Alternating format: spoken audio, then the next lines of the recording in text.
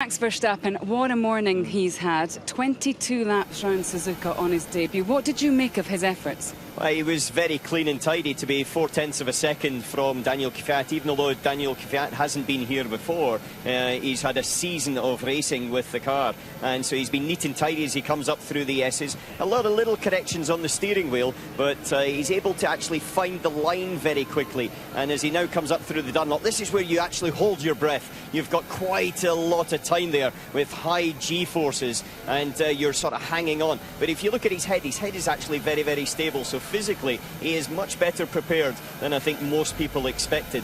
As he came through Degner there, he was nice, neat and tidy. He used all of the camber as he came through the second part. Now it's into the hairpin, taking the slightly different line, because now a lot of people just run a little bit wider and don't make the apex.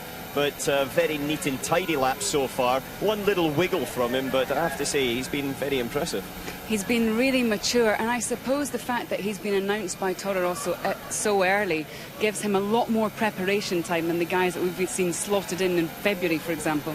Yeah, and also the other aspect to it is that he knows where he's going. He doesn't have any question marks over his future in 2015, and so he can approach this session with a relaxed attitude that he doesn't have to do everything here. He can build up to it. On this lap, he has had a good lap. He was 0.4 off, but there's easily 2 or 3 tenths there that I'm sure he's sitting back saying, well, I could have gained at Spoon. I didn't use all of the road. I could have gained in 130R. I clipped the apex curb and didn't use all of the road at exit. So he'll be very happy, and I know his father is, by the performance today.